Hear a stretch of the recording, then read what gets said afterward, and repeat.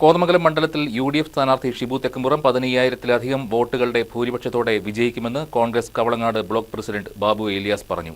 ഈ വിജയം കോതമംഗലത്ത് കോൺഗ്രസിന്റെയും ഐക്യജനാധിപത്യ മുന്നണിയുടെയും തിരിച്ചുവരവായിരിക്കുമെന്നും അദ്ദേഹം കൂട്ടിച്ചേർത്തു.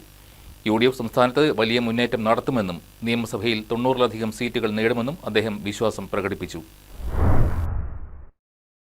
കോതമംഗലം നിയോജക മണ്ഡലത്തിലെ ഐക്യജനാധിപത്യ മുന്നണിയുടെ സ്ഥാനാർത്ഥി ഷിബു തെക്കുംപുറം ഞങ്ങളുടെ വിലയിരുത്തൽ ഐക്യജനാധിപത്യ മുന്നണിയുടെ വിലയിരുത്തലനുസരിച്ച് 17,000-ഓളം വോട്ടിൻ്റെ ഭൂരിപക്ഷത്തിൽ ജയിക്കുമെന്നാണ് ഞങ്ങളുടെ കണക്ക്.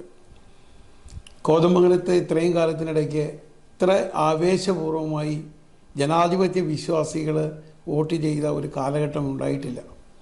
എല്ലാ മേഖലയിലും എല്ലാ ജനവിഭാഗത്തു നിന്നും ഷിബു തെക്കുംപുറത്തിന് വമ്പിച്ച പിന്തുണയാണ് ഈ കഴിഞ്ഞ തെരഞ്ഞെടുപ്പിൽ കിട്ടിയത്.